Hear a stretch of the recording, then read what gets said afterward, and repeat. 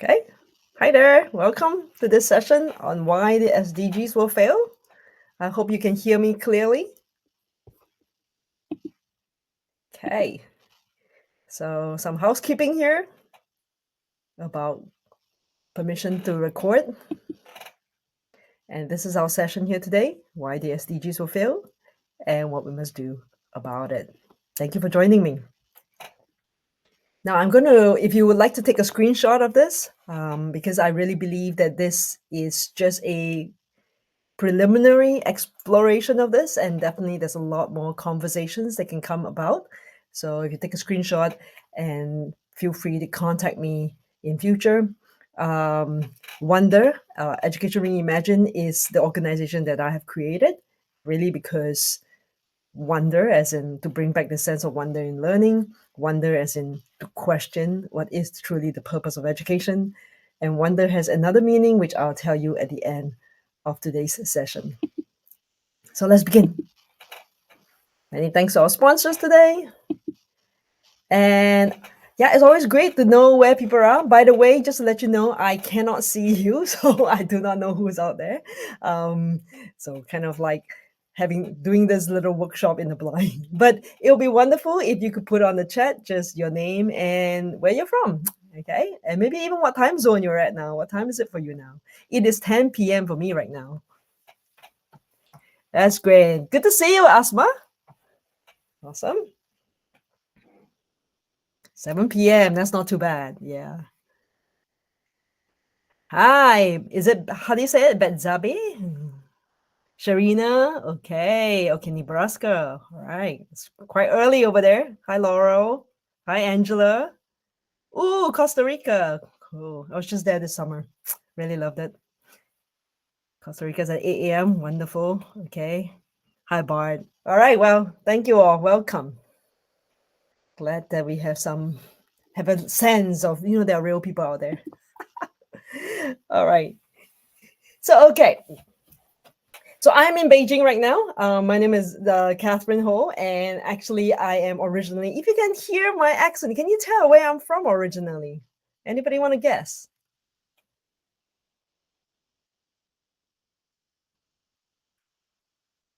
Anybody have any idea? Familiar accent? Oh, okay. Nope. No takers? All right. I'm originally from Singapore, but I basically lived my entire life in a few places in China, most of all. And I've also Bangkok. Good try. My Thai con Thai. I'm not Thai. But I've lived most of my life in China, and I've also lived in Canada and in Northern America. So, but right now I'm speaking to you in Beijing. This from my home. Actually, this background is actually my living room. So, but it's on a picture now. Okay, so let's get started. I hope you're excited as I am, and you are as curious. Like, oh, what is happening? Hey, okay, so let's go. So maybe we can start off by sharing with you a picture as a metaphor for our world. Our world is in incredible crisis, right? And this is like a picture of our world. So what do we do when we see and step into a room, say it's your house, and you're seeing this scene? So I think very quickly, a lot of people, what we would do is probably take up the buckets and take out the mops, right? And we're going to try and dry up the place, clean up the place. And exactly this is what happens. And I would say that this is exactly what we're going to talk about, right? Like a lot of the solutions to our world's crisis is symptomatic. We look at the symptoms, we look at what's going wrong, and then we try to mitigate the symptoms. And that's important, definitely. But I guess you and I would agree, right, that this is not going to solve the problem because the water is still coming down. So maybe some of us would say, hey, maybe we have to patch the ceiling and stop the water. And so in that sense, yes, that's probably true too. We have to start looking at systemic problems, right? Systemic issues that is causing this flooding. But again, as even when we have done that, we will realize even if we have patched the ceiling, right, and we have cleaned up and mopped up, but something else. These solutions are not going to be permanent because the water keeps coming. And this is what we're going to talk about today. Because really, the SDGs, in many ways, is a fight. It's to mitigate symptoms. Some of the SDGs are addressing systemic issues, not many of them. But there is one layer that is completely missing, which is where, of course, as the picture shows us, we have to figure out where is this water actually coming from. And I would like to suggest, this is my research and my proposal of why the SDGs will fail, is because this water is unseen. We can't see where the source of the water is. And this is what we call epistemic. So if we truly want to see our world and the global crisis have breakthroughs, we have to go beyond mitigating symptoms, questioning systems, and dig a little bit deeper into the epistemic. So let's think about this. We have entered the Anthropocene. We all know that. All of you are the reason why you're here. You're part of the tribe. We are people who care about our world, our planet, and are actively doing something about it. And we know that with the Anthropocene, we are in a different geological age, right? Where previously, as humans, we were victims to nature, to the weather patterns, but that has dramatically reversed, isn't it? Because now nature is at the mercy of humans and human activity. Now, how did we get here? I want to suggest that a lot of all these global problems that we see and entering into the Anthropocene, they all have economic roots. So let's explore this a little bit more. So let's look, for example, now at SDG 2, zero hunger. Now, is zero hunger really that hard to achieve? In reality, we have on our planet enough abundance and enough of resources to feed every person in the world. But why is hunger still an issue? Well, part of the problem is there is a lot of food loss. So in this data, if you see, look at the left, the percentage of food loss by region. Now, food loss is defined as food that is basically harvested and it hasn't even reached the shelves and they're already lost, meaning so it's not even bought into people's home. This is different. You must remember, food loss is not food waste, okay? It's different, huh? So the world average, look at that, it's already at 13%. So before even any food gets to people onto the shelves, and on the world average, 13% is already lost. That's a staggering amount of food.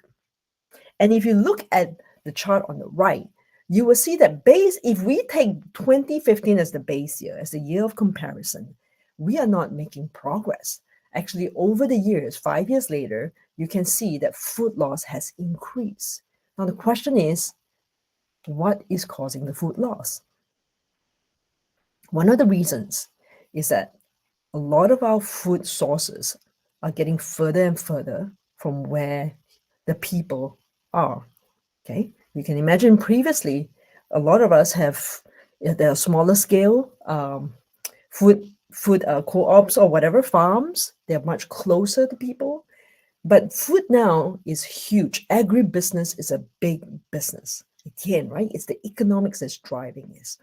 And monocrop, the overuse of fertilizers, the loss of the soil, the soils, degradation of the soils. These are all things that are part of the agribusiness that is happening. So can we see how there's the economics that's driving some of these problems? And if these economic issues are not addressed, we will not reach SDG 2.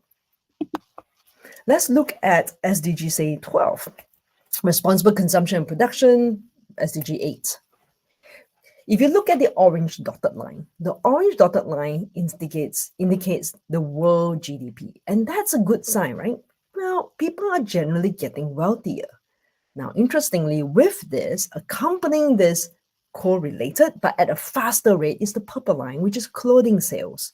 So more people are buying clothing, right? As incomes are increasing. Now, the inverse line, the inverse relationship is the green line or the tail line, which is clothing utilization. And we see that over time, what has happened is that we are buying more clothes, but we are wearing them fewer times. And clothing utilization is defined as wearing a piece of clothing for at least 200 times. And that has actually dropped. So what are the impacts? I mean, a lot of this is driven by fast fashion. I think we're all very familiar with that. There is a lot of this is on the consumption side, right?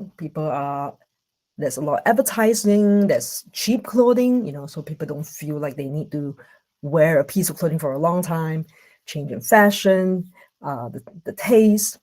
At the same time, think about the flip side. It's not just on the consumption, but it's also thinking about who are the people producing this fast fashion.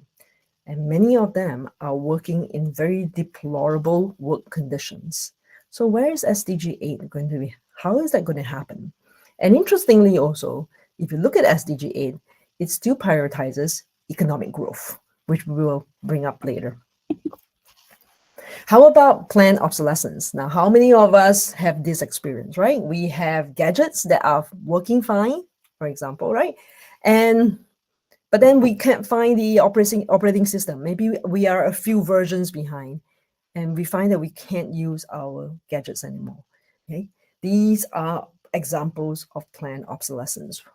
Even if we want to have responsible consumption, sometimes it's almost impossible. The other thing about it is many people even wonder, okay, how is a business going to survive if their product is so good that consumers only buy it once? Which, if you think about it, is the model of production many years ago, right? Say in the baby boomers' time, in the 60s or the 70s. Services and products are made so well that, like, if you buy a washing machine, it will last you your entire lifetime. But today, that has changed. And the amazing thing is, we think as consumers that makes sense, because otherwise, how would businesses thrive, right?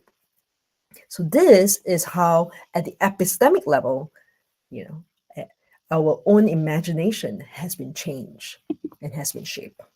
Now let's talk about SDG 13, climate action. Yeah, and here we're looking at energy use. Very encouragingly, we see that the green levels, right? The green section is renewable energy. And so we can see that renewables are increasing, right? However, look at it in contrast, in comparison to the overall energy use and the demand for energy. It's still a small percentage. And remember, this chart, this data point, is before the advent of AI. So with AI, I think we are all very familiar too. Again, data centers, the cooling of all these chips, it's the use of energy has seen an exponential growth. How are we going to combat climate action? So the common solutions. Well, what are the common solutions? Sometimes we too are sort of guilty, because we teach that to our students. We talk about it. We look at it very much at a personal level, right? Let's reduce, reuse, recycle. Can you see that a lot of the common solutions look at the individuals and the consumer choices that they make? Not a bad, again, like, it's not a bad thing. And in fact, interestingly, in the official document on SDG 12, this was an official document that I took from, right? Again, it places the responsibility on consumers. Wow, because our common future depends on it. Is this fair? Is this enough? So why will the SDGs fail?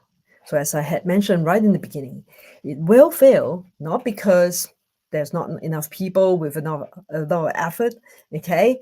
The reason why I believe the SDGs will fail is because the solution is mapped back onto the imagination that created the problems in the first place. So you can see it's like a circular reasoning, and therefore we cannot have breakthroughs. So we need to find out. We need to find out what this water is, as the picture shows us, and we need to shut this water off. So what is this water? I want to suggest to us that this water is the economic beliefs that we actually do not see, and therefore we do not question. Now, in the academic circle, or the academic term for it is called epistemic blindness. But we can understand that, right? Like if you ask a fish swimming in the lake, how is the water? Probably the fish will say, what water? And that's exactly the situation we're in now. We are all swimming in this world that is very much driven by the economics and the age of the economics, a particular kind of economics called neoliberalism. And we don't see it anymore. It's become taken for granted. So here are some very common economic beliefs that sometimes we don't even question. 1, the GDP is the measure of a country's strength and health. 2, society is best served when markets allocate resources without government intervention, sometimes shorthand known as capitalism. 3, let's put a price tag on everything, and then we will get the most efficient and equitable outcome, which is called commodification. Now, some of you might have heard of the term called neoliberalism. So those ideas, and combined with a particular school of economic thought called neoliberalism, which became ascendant in the 80s, right? And this, I believe, has resulted in the global crisis we have today and continue to have. So what is neoliberalism? Neoliberalism is a political and economic philosophy, right? So some of this is quite familiar to you: free trade, deregulation, privatization, globalization, smaller governments, right? And if you look at the timeline, it's kind of small there, but you can see the timeline, and you will see like the poster child of neoliberalism are people like Margaret Thatcher and Ronald Reagan. So in the 70s, there was the oil crisis. And basically, the oil crisis resulted in Keynesian economics not working because it's not a demand side issue. And this is where neoliberalism became ascendant. In economic school, I teach the IBDP economics, we often call it supply side policy. That's the same thing. So that's neoliberalism. So what is neoliberalism? You can think about it, since it's new, right? And liberalism.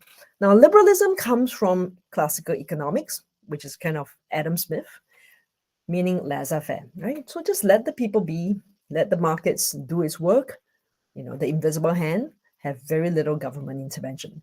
Now, with neoliberalism, there's a new twist, because it's saying, yes, let the markets be, but we want governments to intervene to make the markets free. Does that make sense? Okay.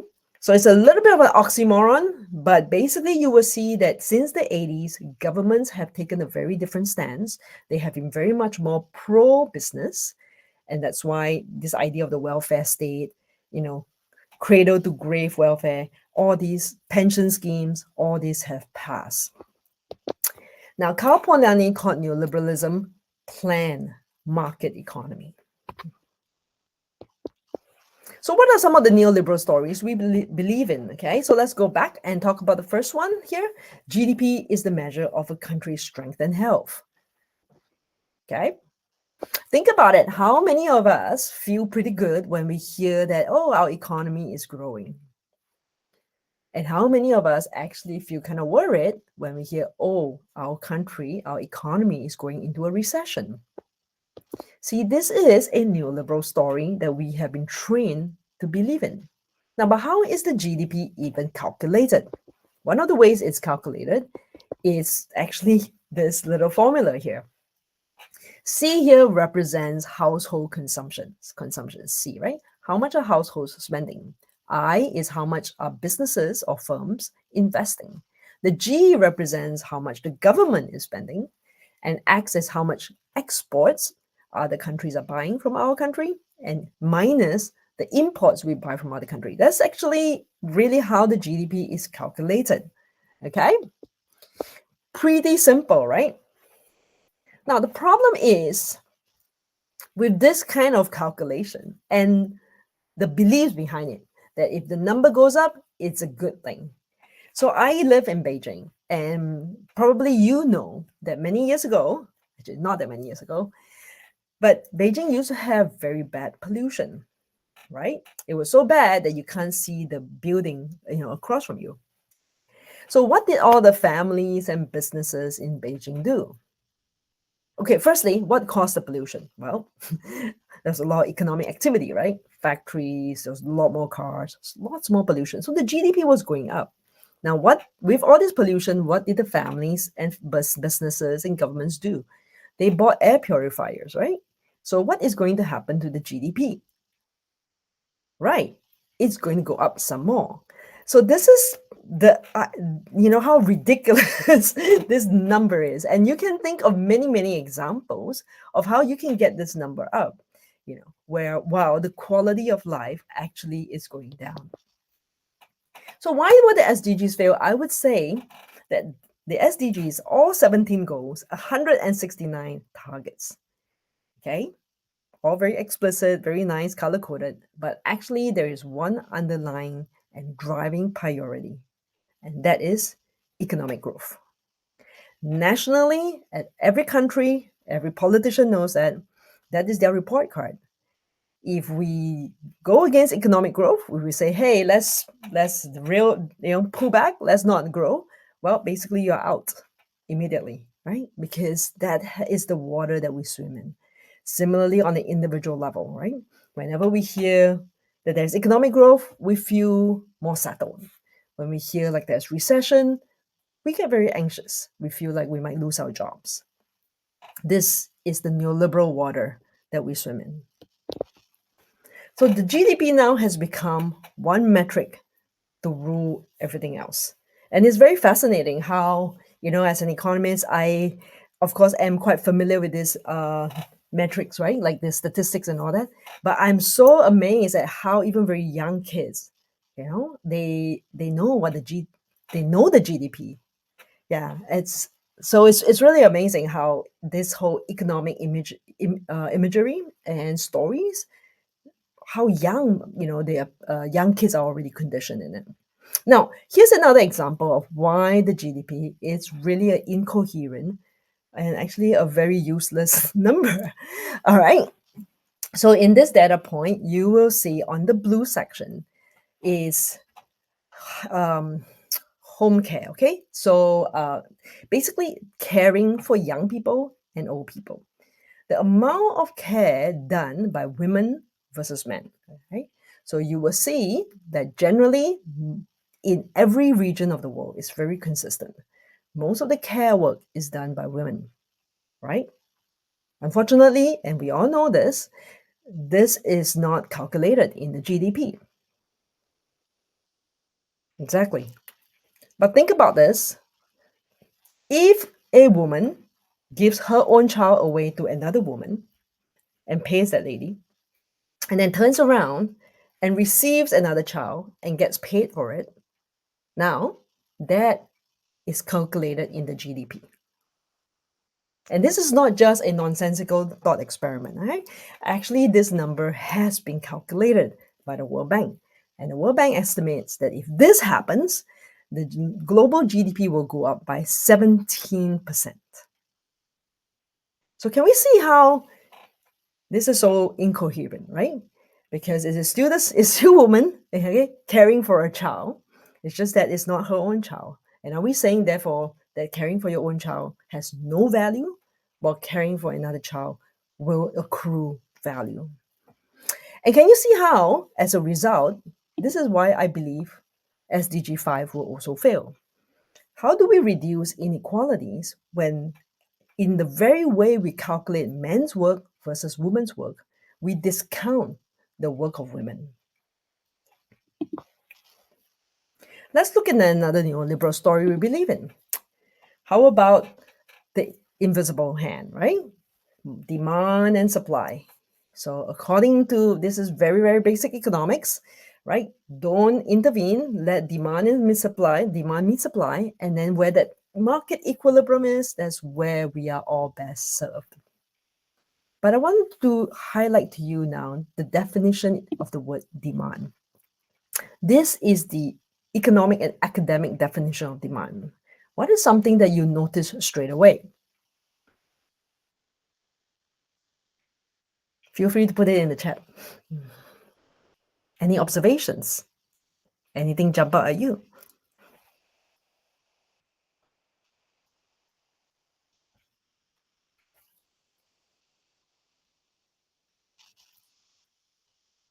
Okay, if you are thinking, able and willing, then you're on the right track. Because think about it, the market only represents people who are able to pay for goods and services. So, how are we saying that the market is the best way to allocate resources when it doesn't represent everybody? In fact, based on this definition, you can see that inequality and inequity is embedded in the very economic system that we have created. Okay? Very troubling, isn't it? Which SDGs will fail when we have markets that do not represent everybody. One more. Let's talk about putting a price tag on everything. Okay? So if we put a price tag, it's the most efficient way. It could be, but think about this. This is online shopping in China. Okay, it's called Taobao. If you are not familiar, I think every country now has their own version, right? Now the crazy thing, and I believe all of us experienced this before with online shopping, is sometimes we often find things that are so inexpensive. Okay, this was a couple of years ago when I bought this earbuds, right?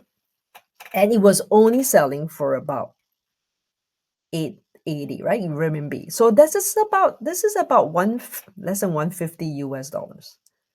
Okay, it's like, how possible is it so cheap? Now, as consumers, most of us are like, yay, that's great, we love cheap stuff, right? Sorry, not cheap stuff, we love inexpensive stuff. We don't want to pay, we all want a good deal. Okay, but the thing is this, who is really paying the true price, and what is the true price? Because this product, by the way, was transported almost 1,000 kilometers to get to me. So just thinking about the carbon emissions. All right, and I only paid $1.50 for all that. Who was actually paying the true price?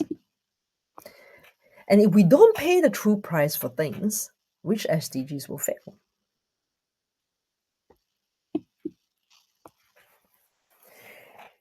So Albert Einstein, of course, famously is attributed to him when he says we cannot solve our problems with the same thinking we used when we created them. And I think that's what's happening with the SDGs. They are trying to solve the world's global issues, but using the very same epistemology or the same thinking that created the issues. Oh, thank you, Angela. I hope it is helpful. All right. So what I have just done with you just now is I have shown you what I've developed called critical economic literacy. Now, my research and my work is really to help people begin to see the economic water, all right, the neoliberal stories that we believe in, and to gain epistemic sights. So I have created this thinking routine, which people can use in their own lives and in their professional lives, especially as educators. I think it's really important that we begin to help our students see these neoliberal stories too, right? So one of the ways that we can try and identify or gain critical economic literacy is through this thinking routine called disrupt. Okay, and disrupt, D stands for definition. So that's what we have done just now. Many economic terms are defined actually quite differently from the popular version of the word. Okay, so like for example, I gave you here demand. Other examples could be inflation. Yeah. Many people think that lower inflation means prices are coming down. No, inflation means prices are going up. Okay, it's just going up at a slower pace. And what people want is deflation. unfortunately, okay, governments will never want deflation because deflation indicates a slowing economy. So can you see again, right? That's another example. And so we really need to help people understand what even these terms are and how they may not be what they think they are, and as popularly understood in the media. So that's D. Okay, what I've done here also when I show you about the baby, passing the baby, I'm showing you incoherence, right? There, the stories don't match up. Like I told you about the pollution, and we buy more air purifiers, and then that increases the GDP. Now we begin to realize, oh, why should I put a faith in GDP? Because the whole story is actually incoherent. Okay, so that's how we begin to loosen that grip that neoliberalism have on all our imagination. And this one, all right, here I'm going to try to show you P, positionality. Okay, positionality means we can't look at economics and the decisions we make based just from our perspective. Because just from our perspective, everybody's like, oh, great, we have a good deal. But you have to think from many different angles and who is really paying the true price. Because sometimes, as we had mentioned just now too, right? Sometimes we get a really good price and get a really good deal because somebody's wages are depressed somewhere else to be able to give us those good deals. Is this really what we want? Okay, so this is what we have. Applying critical economic literacy with a disrupt routine. Now, I don't have time to go through the entire disrupt, but I have shown you definition, incoherence, and positionality, right? So I want to give you a couple of minutes. If you would pick out your favorite SDG, right, something you feel very passionately about, and maybe give it a try. Use critical economic literacy, one of the disrupt, and try and see how, maybe you can try and explain how that particular SDG will fail as a result. Shall we do that? Let me give you a few minutes, okay? Go ahead. You can feel free to unmute yourself, or you can type if you're shy. You can type it down on the comments. So let me give you a few minutes to try and apply critical economic literacy.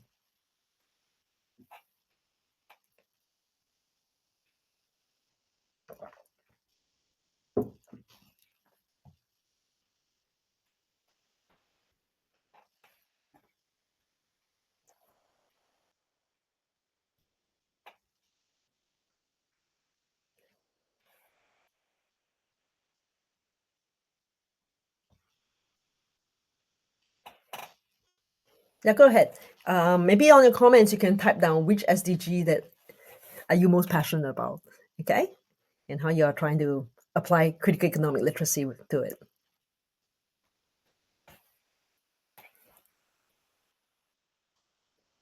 Do we have people with passionate about SDG 4? Or the educators here? Yeah, right. Okay. Very good. Okay, so try that, okay? So is that Shayna? Is that how you pronounce her name? A few of you, right? So, okay, how does our neoliberalized, economic imagination, how is it going to foil SDG 4? How are we going to actually not have quality education?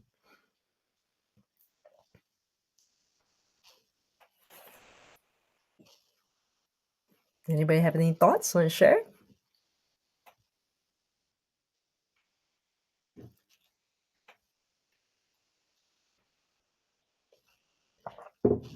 Okay, great. We're having some responses now.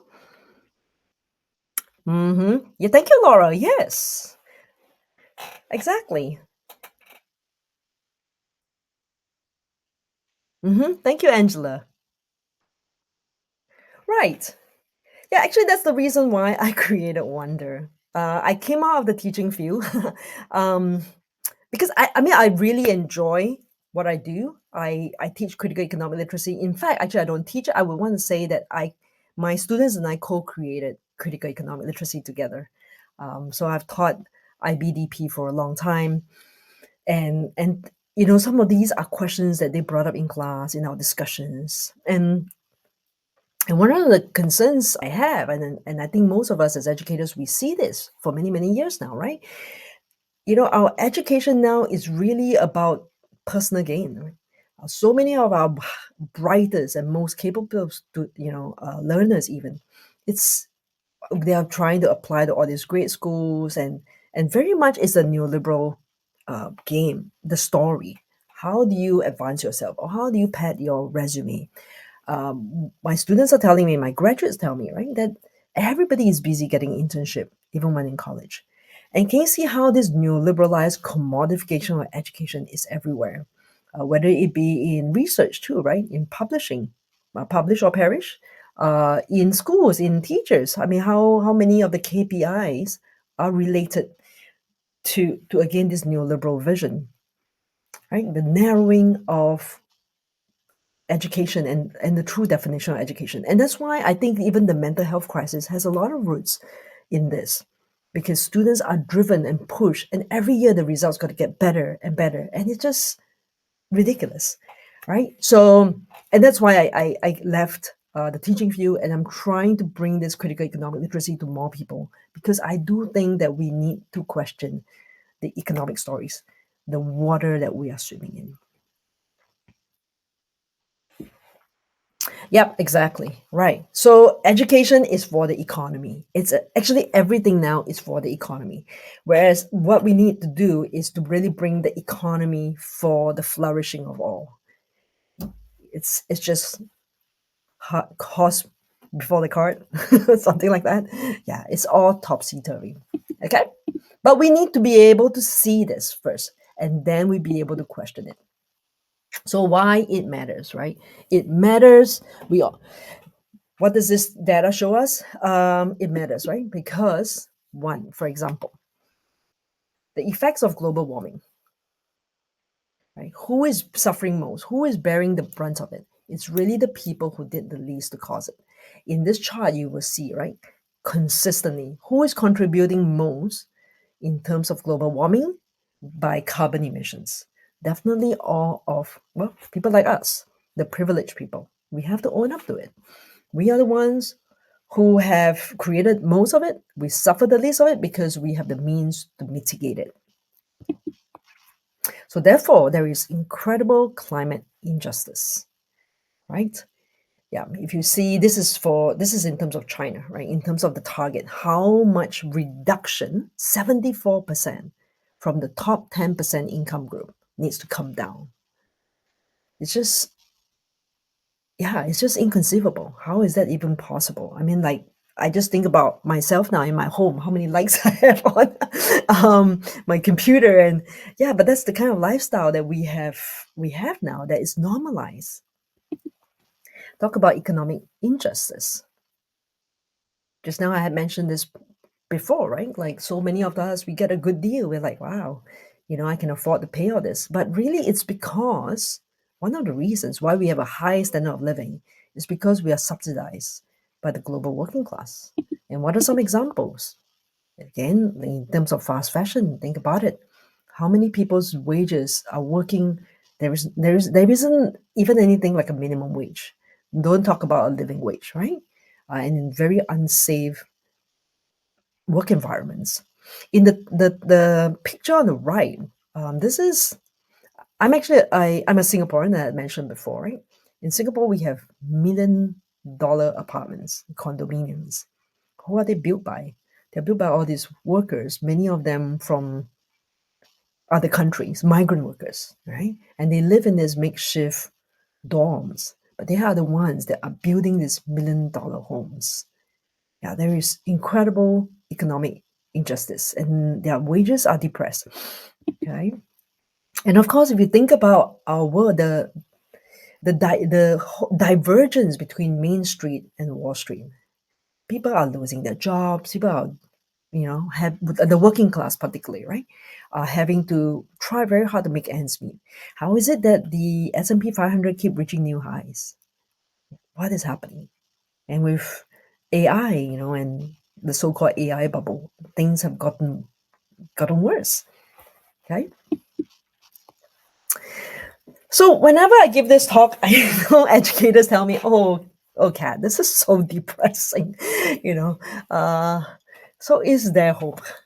What do we do? All right. I would say yes, there is hope. Okay. Let me give you an example.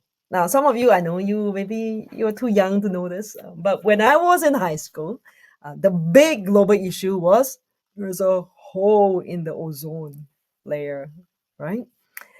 And that was in high school. But okay, but if you're today, nobody ever talks about it. What hole in the ozone layer? Okay, and it was predicted, right, that the world would be 25% hotter, millions of people would die from cancer. Da da da.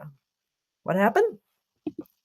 Well, at the Montreal Protocol, okay, 197 countries in 1987, okay, actually agreed to curb the CFCs, right? And the ozone layer was actually restored. Okay, I know this example is quite simplistic because it's a smaller problem, but the principle behind it is the same. I think change is possible when we get to see the problem for what it truly is and work collaboratively together. I want to end with this thought from Paulo Freire. I'm a big fan of Paulo Freire, and I agree with him that education can only function in two ways. One, the first way is that we teach kids and then we nurture them into the logic of the present system. So we bring about conformity and compliance. And I think a lot of education today is like that. Even with critical thinking, kids are not trained to even question the epistemology, the logic of the system. But what really needs to happen in education is we need education to be the practice of freedom so that young men and women learn to deal critically and creatively, as he says, with reality and participate in the transformation of our world. And Linus says, no one is going to give you the education you need to overthrow them. Exactly. But that's also exactly what we need to do as educators. We need to help our young people to question the logic. And to me, I really believe a lot of this flawed logic has economic roots. And that's why critical economic literacy is so crucial. So, what's next? My encouragement is we all need to recover epistemic sight. Today, I gave you a little bit of sampling. I actually run an 8-week course, okay, which can also be a 3-day workshop where I go through the disrupt thinking routine to help educators gain critical economic literacy. Now, there is a growing community of educators who are getting trained in critical economic literacy. So if you are interested, there is a QR code that you can sign up, okay, to express your interests. And as we gain this, we can then embed critical economic literacy in our teaching so that we're teaching kids to even question this. All right. So not the symptoms, not the systems, but the epistemology, the epistemic thinking. All right. So here's the interest form. So if you are keen, take a snapshot of the screen, or you can, you can scan that QR code. Right. I have a couple more minutes. Now, our favorite champion, right? Dr. Jane Goodall. Yeah, it was so sad that she passed on, but also, again, a powerful reminder. Now, 5 years ago in this interview, she asked this question. She said, as humans, we are we're so much more intelligent, explosive intelligence, capability compared to all the other species of this planet, right? But yet we are the only species that is destroying our own home. And she asked, how come? And my proposal, my suggestion is it's not because we're not smart, but it's because we are blind. Because we have been blinded by the economic stories of our world that we don't even see them. And therefore we cannot change. Okay? Because a lot of all these global issues actually are rooted in these false economic stories. And so with that, I'm going to give us just a few, we have a few more minutes. So go ahead. If you have questions and answers, I want to if you have questions, please go ahead, or comments, please go ahead and type it. Or if you want to unmute your mic, if you know how to do that, please feel free to do so.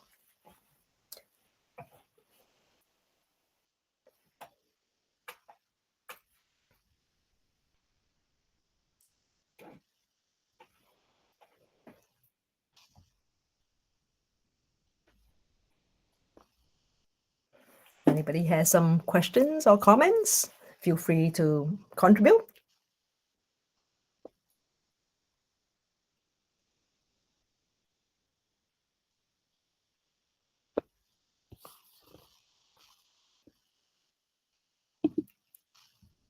Thank you.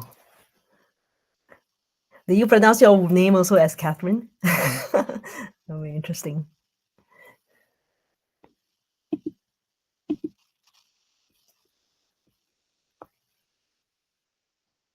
Hi, Faye. Do you have a question?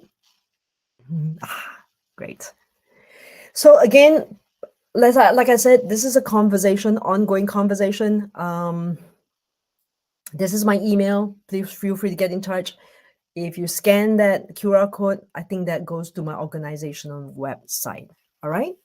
And previously, just now in the beginning, I told you I created this organization called Wonder. There were 3 reasons to wonder. Faye, do you have a question? How do we get the, sorry? Okay, you can type it there, okay? I'll get back to you. How do we get the education system to change? That's a big question. Well, I think like all change, right? It starts small and then you reach a tipping point and then that changes. So my sense of calling is, firstly, let's bring this epistemic side back to educators first of all, because we are, if we don't, as just now we talked from Frere's quotation, right? If we don't, then we are just perpetuating what we see and believe to our students, to the next generation. And so it's very critical, I believe, as educators to gain critical economic literacy. And no matter what subject you teach, you can see, just now as we tried with the SDGs, right? You can see that there is a lot of neoliberal economic stories wrapped around in any subject, any grade that we are part of. And so my goal is that as we continue to create this growing community of educators, and we are sharing resources, we're sharing ways on how we are teaching this, right, to embed critical economic literacy.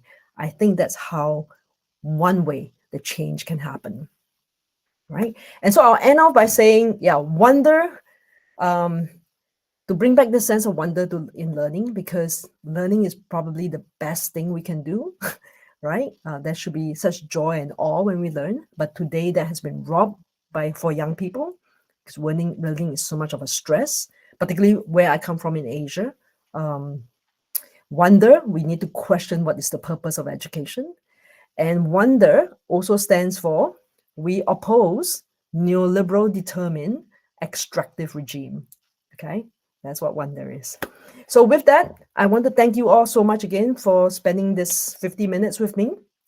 And if you want to continue the conversation, please do get in touch. If you would like me to come speak to your community, I am most happy to do that. And if you want to participate in the critical economic literacy course, which is 8-week long, it's like a college level course. So it's like a 3-credit course. Okay. So please also get in touch. Or again, I think there was an interest form, right? So let me go back and get the interest form for you. Down here. Okay. So you can fill out this form and get in touch. Yes, James. I am very familiar with the regenerative work. Yes, I am actually friends with Jennifer. I'm also very familiar with the work of Donut. Yeah. And I think the work that I do is slightly different, because I think and it's actually different, but we are collaborating, right? Because the work that they do is actually further down the line. If you think about a spectrum, what they want to see is further down. What I'm doing is trying to kind of loosen the soil so that we can dig out the roots, and then we can plant new roots, new seeds. Yeah, because so that's where critical economic literacy comes in. Oh, determined. Laurel. So is we oppose neoliberal, determined, extractive regime. Thank you for your questions. Okay, have a wonderful day, all. I hope to continue this conversation with some of you. If you're interested, please get in touch. Have a wonderful day and a good time in at Glow. Oh, sorry. I guess I have to finish the slides. Ooh, come on. Yes. Okay. Yeah, this one. Thank you.